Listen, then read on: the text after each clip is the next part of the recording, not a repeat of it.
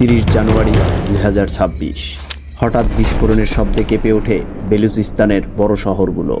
কয়েক মিনিটেই পরিস্থিতি পরিষ্কার হয়ে যায়। এটি কোনো বিচ্ছিন্ন ঘটনা ছিল না, এটি ছিল একটি বড় সমন্বিত হামলা। খুব অল্প সময়ের মধ্যে কোয়েটা, নুস্কি, মাস্তুং, পাশনি ও খারানের মতো গুরুত্বপূর্ণ শহরগুলোতে হামলা শুরু হয়। লক্ষ্য ছিল সামরিক ঘাঁটি, পুলিশ স্টেশন, চেকপোস্ট এবং সরকারি স্থাপনা। এই হামলাটি চালায় বেলুচিস্তানের স্বাধীনতাকামী বিদ্রোহী সংগঠন বেলুচ লিবারেশন আর্মি। পরিস্থিতি দ্রুতই ভয়াবহ হয়ে ওঠে। সংঘর্ষ রূপ নেয় পূর্ণাঙ্গ যুদ্ধে।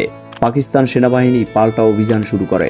ড্রোন, হেলিকপ্টার এবং স্থলবাহিনী মোতায়েন করা হয়। প্রায় 40 ঘন্টা ধরে চলে তীব্র বন্দুকযুদ্ধ। 30 জানুয়ারি থেকে 5 ফেব্রুয়ারি পর্যন্ত প্রায় এক সপ্তাহ জুড়ে এমন সংঘর্ষ চলতে থাকে। তবে এই সংঘর্ষ শুধু সামরিক স্থাপনা বা বিদ্রোহীদের মধ্যেই সীমাবদ্ধ ছিল না। বিস্ফোরণ ও গুলির মাঝে পড়ে সাধারণ মানুষও ক্ষতিগ্রস্ত হয়। প্রায় 36 জন সাধারণ নাগরিক প্রাণ হারান এই সংঘর্ষে। বাজার, জনবসতি এবং রাস্তায় আটকে পড়া নিরীহ মানুষরাই হয়ে ওঠে এই সংঘর্ষের অনিচ্ছাকৃত শিকার। সংবাদ মাধ্যমের বিভিন্ন প্রতিবেদনে এই সংঘর্ষের হতাহতের চিত্র ছিল ভয়াবহ। প্রায় 36 জন সাধারণ নাগরিক, পাকিস্তানের নিরাপত্তা বাহিনীর প্রায় 22 জন সদস্য এবং পাল্টা অভিযানে প্রায় 216 জন বিদ্রোহী যোদ্ধা নিহত হওয়ার কথা জানানো হয়।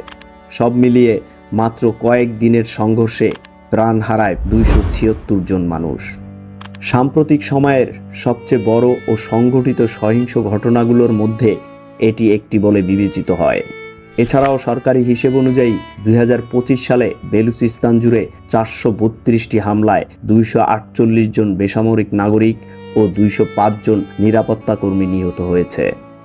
পাকিস্তানের বিরুদ্ধে 1948 সালের পর থেকেই বেলুচরা স্বাধীনতার আন্দোলন করে আসলেও আধুনিক সশস্ত্র আন্দোলন সবচেয়ে শক্তিশালী হয় 2000 সালের পর থেকে। কিন্তু পাকিস্তান সরকার সহ পশ্চিমা বিভিন্ন দেশ তাদেরকে সন্ত্রাসী সংগঠন হিসেবে উল্লেখ করে। এই ঘটনার পর আবারও সামনে চলে আসে একটি গুরুত্বপূর্ণ প্রশ্ন: কেন বেলুচিস্তানে দশকের পর দশক ধরে এই সংঘাত চলছে? আজকের ভিডিওতে আমরা খুঁজে দেখব এই প্রশ্নের উত্তর, ইতিহাস, বঞ্চনা আর রাজনীতির জটিল বাস্তবতার ভেতর থেকে।